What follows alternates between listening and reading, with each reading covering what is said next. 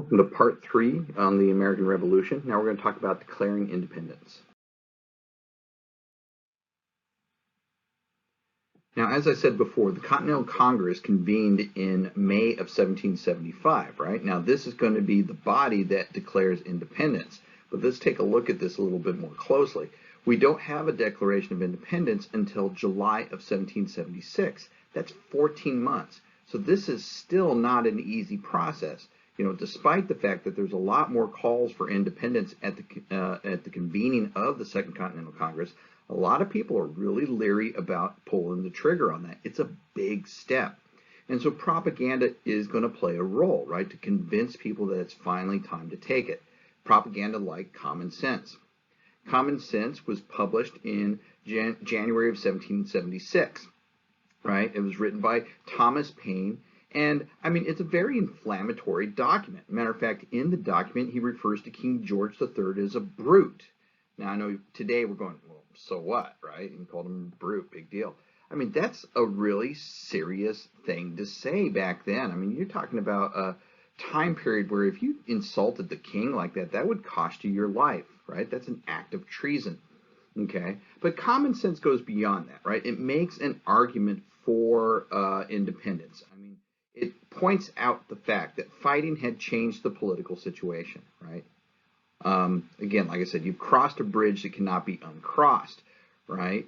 And then it goes beyond that. It takes a look at what today we would kind of refer to as that American exceptionalism, you know, that we're a special God-ordained group of people, right? He says that in this that America is unique, right? And Americans are unique and therefore should not be subject to English rule.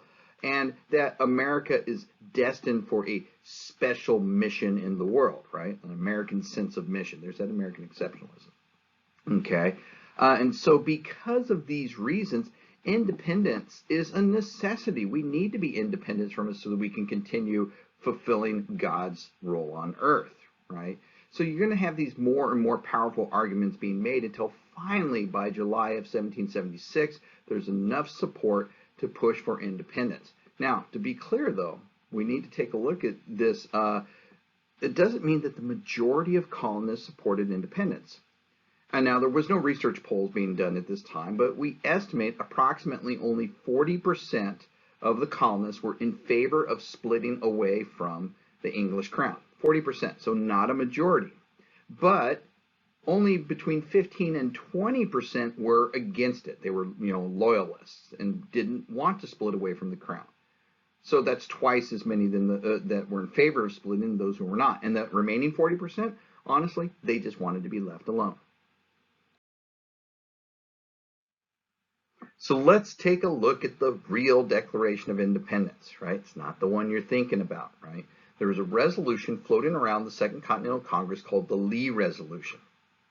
Right? It had been floating around for a while and being debated and things like that. And finally, on July 2nd, it was approved. It states, resolved that these united colonies are and of right ought to be free and independent states, and that they are absolved from all allegiance to the crown, the British crown, and that all political connection between them and the state of Great Britain is and ought to be totally dissolved, right? And that will be voted on and approved on July 2nd, 1776. And that's why every July 2nd we go out and have barbecues and we have fireworks displays and, oh, except we don't do that on July 2nd, do we? Why is that? Why is July 2nd not our Independence Day? Even John Adams thought it was going to be. The reason why is that this resolution was approved by 12 of the 13 colonies is just basically the equivalent of saying, I want a divorce, right? The Declaration of Independence that was approved 2 days later on July 4th states the reason why we want the divorce, right? And so that's the day why we celebrate that day until July 2nd. And in fact, the one state that did not approve the Lee Resolution, New York, the reason why they didn't was because they felt that this resolution needed to state the why. All right, so 2 days after the Livingston Resolution is passed, you now have the passage of the Declaration of Independence on July 4th, 1776. And like I said before, this is that list of grievances. Now, typically we attribute the authorship of the Declaration of Independence to Thomas Jefferson, which is really kind of unfair because it has 5 authors, right? John Adams, Benjamin Franklin, Roger Sherman, Robert R. Livingston, and then also Thomas Jefferson. He was actually added on last. John Adams had heard that he could write eloquently, and so he was added on. And yes, the bulk of the preamble to the Declaration of Independence was written by Jefferson, and he borrowed heavily from the political philosopher John Locke in doing so. But the rest of the document is a list of grievances, 27 grievances, right, towards the king and the parliament. Okay, so it goes up for a vote on July 4th, 1776, and passes, and that's why we celebrate that day. But there's other dates we could point to as well, like, for example, July 9th. That's when the last of the colonies approved the document. New York couldn't approve it on that day because the New York delegation to the Continental Congress didn't have the authority to do so. They actually had to go back to the New York legislature and get permission. Okay. After that was done, it would be another 2 weeks afterwards that they'll rewrite and create a finalized document. So the document they actually approved was still basically the rough draft. And then that's the parchment that will be actually brought out and signed. The main signing date will take place on August 2nd, 1776. And that's when the majority of those that did sign it will sign it, right? Why don't we make that Independence Day? I'm in favor of that because, well, it's my birthday, and that's one less date I have to remember. Others, though, would sign it even later. For example, Elbridge Gerry, Oliver Wolcott, Lewis Morris, Thomas Keene, and Matthew Thornton would all sign it at different times later down the road.